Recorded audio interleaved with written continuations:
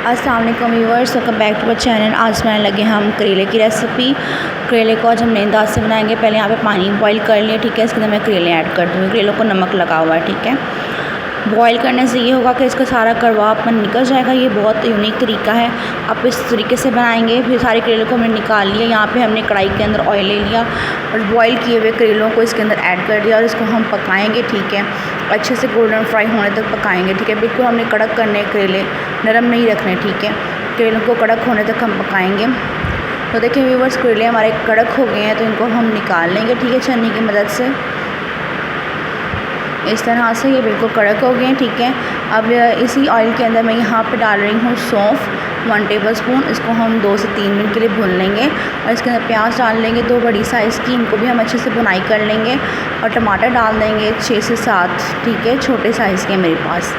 और green chillies डाल लेंगे 6 से 7 अदद। साथ में हम यहाँ पर डाल लेंगे गरम मसाला और यहाँ पे नमक है मेरे पास, ठीक है, 1/2 tablespoon. Red chilli powder 1/2 tablespoon. हल्दी है 1/2 टीस्पून और गरम मसाला है 1 टेबलस्पून।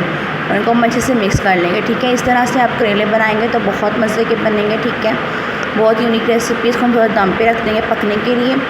देखिए हमारा मसाला कितना अच्छे से भुनाई इसकी होगी, ठीक है। और इसके अंदर मैं जो है हमारे कड़क जो किए हुए करेले थे वो इसके अंदर ऐड कर दूँगी, फ्राई किए हुए, और इसको हम ऐसे मसाले के अंदर मिक्स कर देंगे, ठीक है। अब देखिए जी करेले हमारे कितने, इसको हमने दम पे फिर पका लेंगे और 2 से 3 मिनट बाद देखेंगे तो माशाल्लाह बहुत मज़े की ये रेसिपी बनी है। आपने इस पर कुछ ट्राई करना है। अल्लाह हाफ़िज़, टेक केयर, बाय बाय, अल्लाह हाफ़िज़।